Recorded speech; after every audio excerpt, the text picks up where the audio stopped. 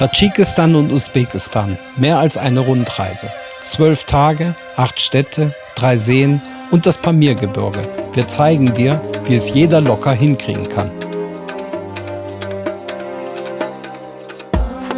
Heute reisen wir mit dem Afrosiab Hochgeschwindigkeitszug von Samarkand nach Buchara. Der Bahnhof von Samarkand vereint Schönheit, Funktionalität, Effizienz und symbolisiert die moderne Verkehrsinfrastruktur Usbekistans. Er betont die Bedeutung des Landes als wichtiger Knotenpunkt in Zentralasien. Die Zugtickets haben wir bereits in Deutschland über das Unternehmen Afrosiab Travel gekauft.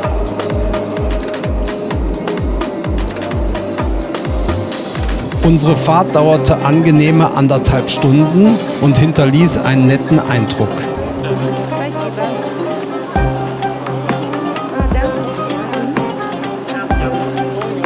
Die Anzeigentafel zeigt eine Geschwindigkeit von 230 km/h.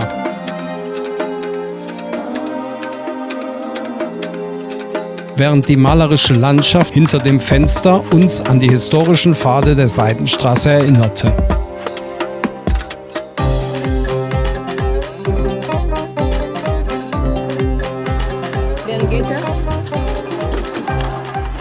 Angekommen in Buchara wartete auf uns eine herzliche Begrüßung.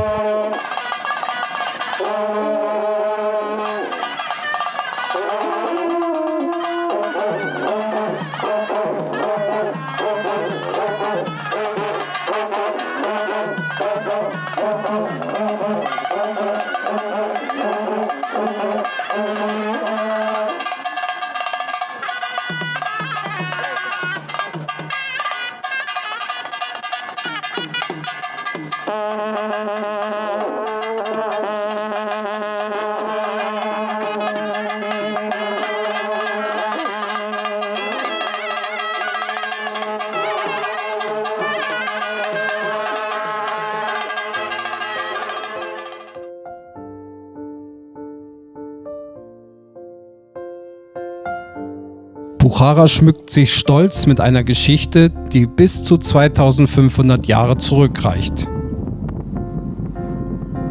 Sie war ein Hotspot an der alten Seidenstraße. Für den kulturellen und wirtschaftlichen Austausch zwischen dem Osten und dem Westen. Buchara ist die Stadt mit dem Retro-Charme und punktet mit ihrem makellosen historischen Zentrum, das von der UNESCO zum Weltkulturerbe erklärt wurde.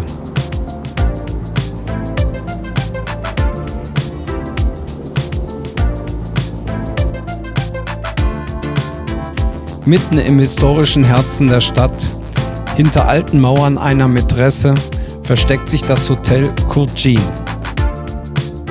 Das Hotel verwöhnt seine Gäste mit modernen Annehmlichkeiten, wie einem Wasserkühler an der Rezeption, einer Klimaanlage und schnellen WLAN.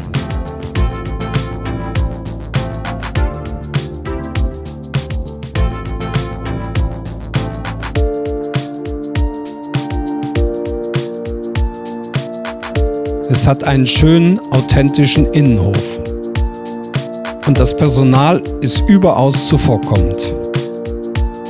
Wir haben uns für ein bescheidenes Zimmer entschieden, da wir hier nur eine kurze Rast einlegen, bevor wir noch heute mit dem Nachtzug nach Chiva weiterfahren.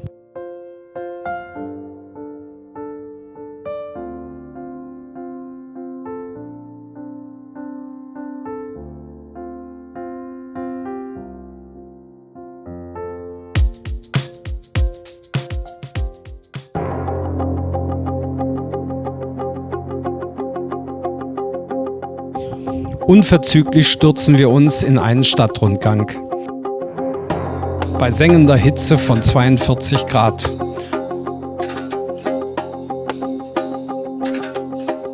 Vorbei an den antiken Mauern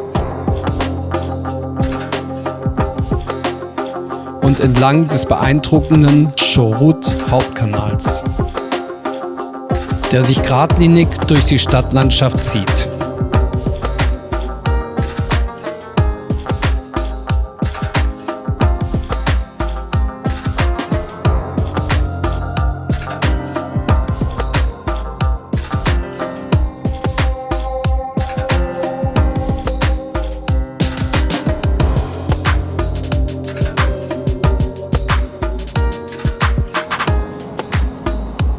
Die Nodir Devon-Begi Madrasa in Buchara ist ein Zeugnis eines tüchtigen Beamten, der im 17. Jahrhundert beschlossen hat, nicht nur Papierkram zu erledigen, sondern auch beeindruckende Gebäude zu errichten.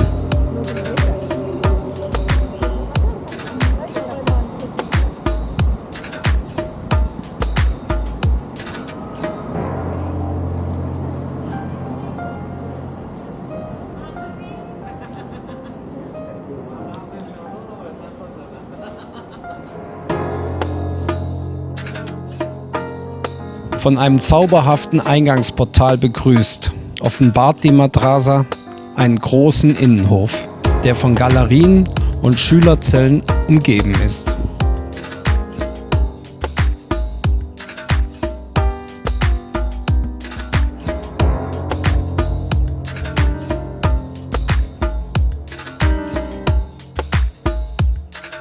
Mit kunstvollen Verzierungen und einem symmetrischen Design war diese Madrasa das Zentrum des Wissens und heute eine schicke Fotokulisse für jeden geschichtsinteressierten Besucher.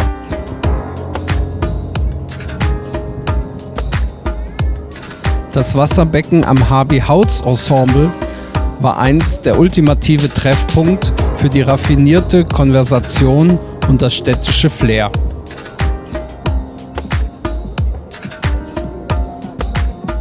Diese herrliche Szenerie ist umgeben von alten Platanen und dem Flüstern vergangener Zeiten.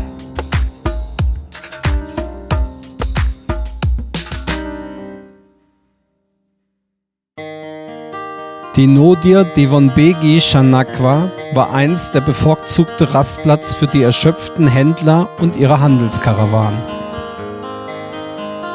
Die Mak-Oki-Atori-Moschee ist der lebendige Beweis für ein atemberaubendes Architekturangebot aus dem 9. Jahrhundert. Ursprünglich war es eine Ziegelbäckerei, bevor sie in eine Moschee umgewandelt wurde.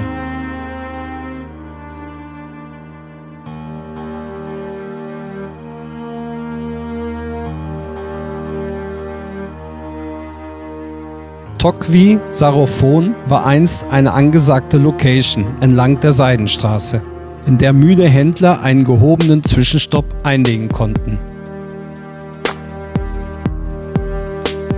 Mit ihren eleganten Innenhöfen und kunstvollen Verzierungen war diese Karawanserei mehr als nur ein sicherer Hafen. Sie war ein Ort, an dem Ideen und Kulturen wild wirbelten.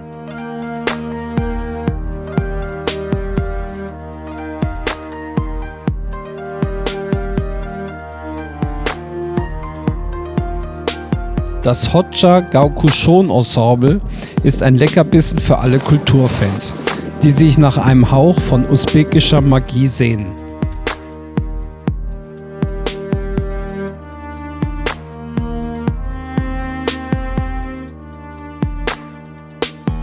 Die Hoxha Gaukushon Moschee sieht sehr imposant aus.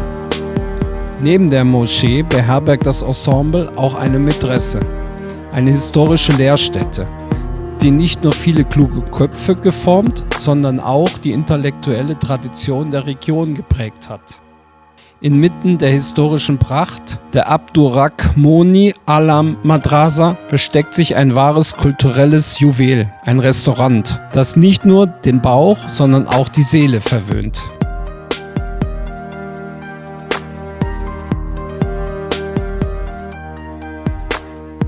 Mit authentischen usbekischen Köstlichkeiten, die von regionalen Aromen inspiriert sind, bietet dieses Restaurant ein schönes Genusserlebnis.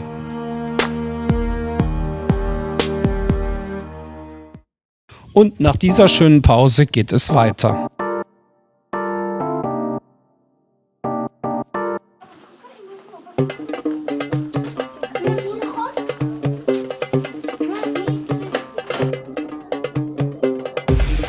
Tokwi Telpak Furoshon. Dieses überdachte Handelszentrum ist mehr als nur ein Einkaufsort.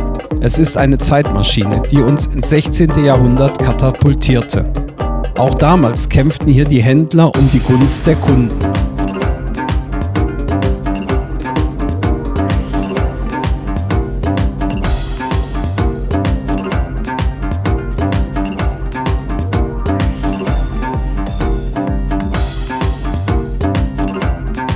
Weiter geht es entlang der bezaubernden Haqiqat-Straße, dem bucharischen Laufsteg, für architektonischen und kulturellen Glanz.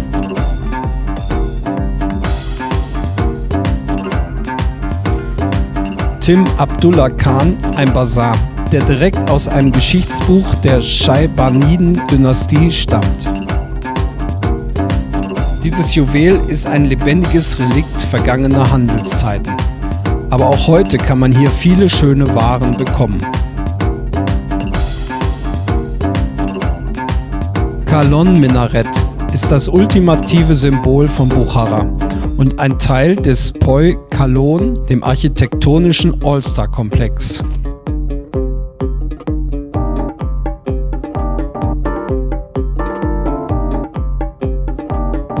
Die Miri Arab Madrasa ist ein Hotspot für Geschichte und Wissen, die mit ihren leuchtenden Mosaiken und einem weitläufigen Innenhof die intellektuelle Tradition von Buchara verkörpert. Die Kalon-Moschee diente über die Jahrhunderte hinweg als Glaubenszentrum und inspirierte viele Gläubige mit ihrem Charme.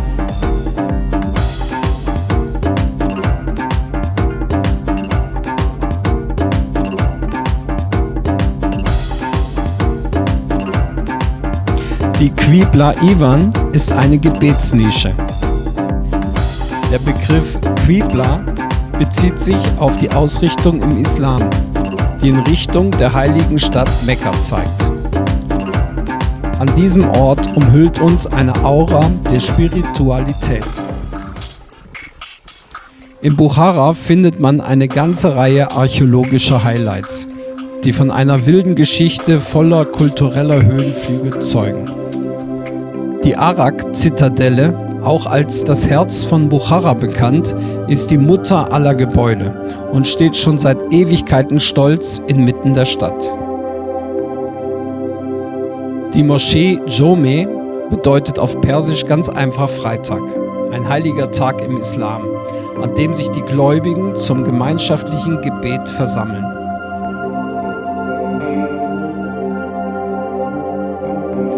Sie war nicht nur ein Ort für Gebete, hier wurden auch viele religiöse Feste gefeiert.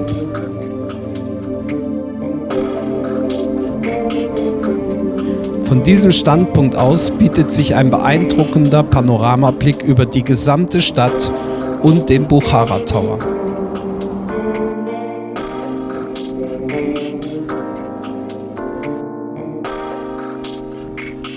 Mit einer Geschichte wie ein Wollknäuel verstrickt sich Arak-Zitadelle nahtlos in die kulturellen und politischen Entwicklungen des Zentralasiens.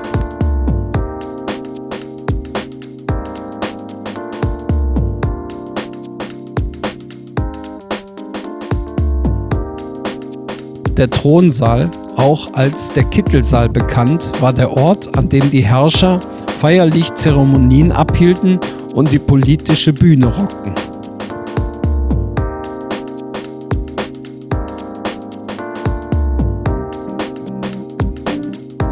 Prunkvoll bis ins letzte Detail war dieser Saal das Epizentrum der Macht, Autorität und Dekrete.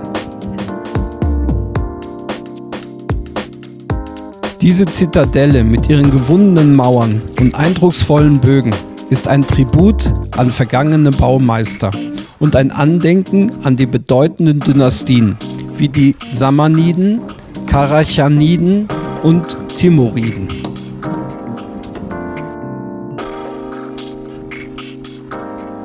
Und in den Museumsräumen kann man in die Vergangenheit tauchen, um die Geschichte der Region hautnah zu erleben.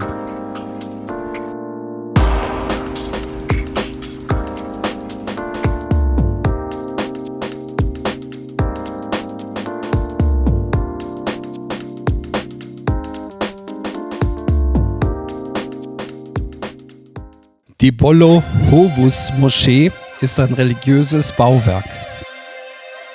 Sie bezaubert mit ihrer markanten Silhouette und den kunstvoll geschnitzten Säulen.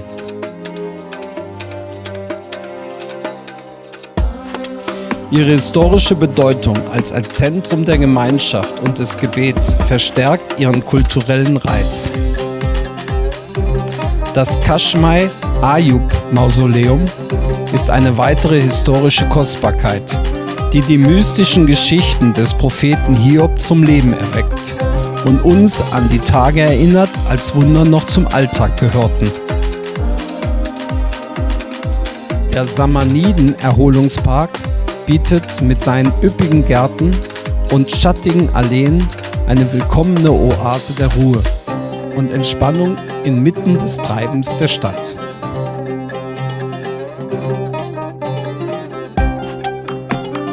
Das Mausoleum des Ismail Samani gilt als eines der herausragenden Beispiele für die frühe mittelalterliche Architektur Zentralasiens. Das Mausoleum zeichnet sich durch seine markante Ziegelbauweise aus, die von einer bemerkenswerten Ästhetik und handwerklichen Können zeugt.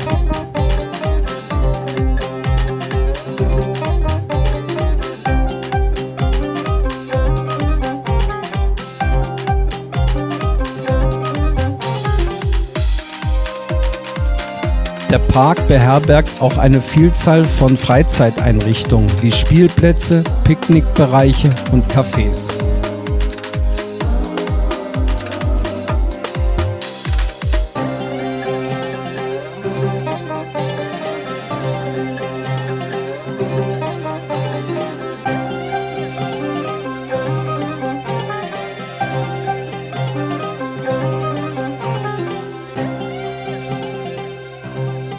Abdullah Khan Madrasa und Modari Khan Madrasa erheben sich wie ehrwürdige Wächter der Geschichte und verkörpern die unvergängliche Seele der islamischen Bildungstradition in Buchara.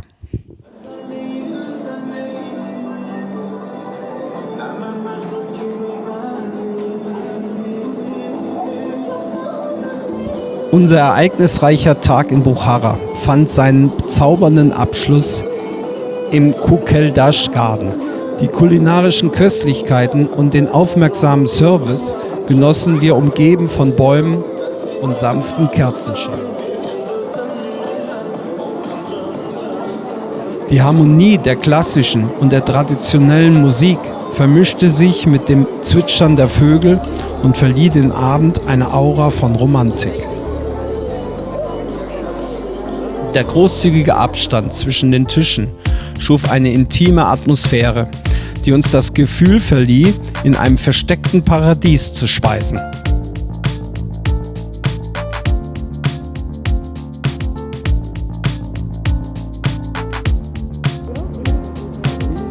In den nächtlichen Straßen von Buchara pulsiert das Leben weiter.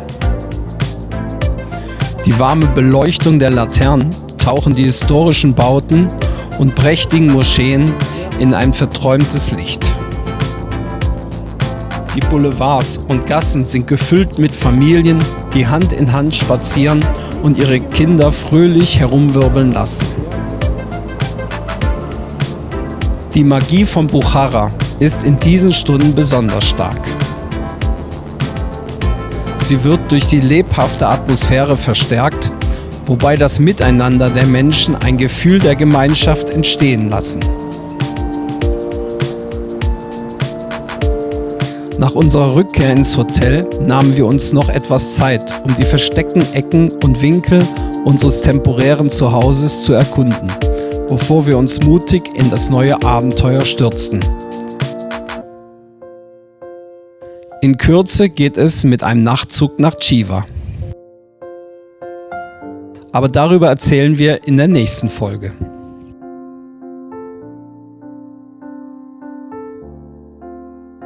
Der persische Philosoph Rumni sprach einst: Reise bringt Kraft und Liebe zurück in unser Herz. In einer Welt, die sich ständig weiterentwickelt, ist Buchara eine Quelle tiefer Weisheit und eine zeitlose Verbindung zu den Wurzeln vergangener Epochen.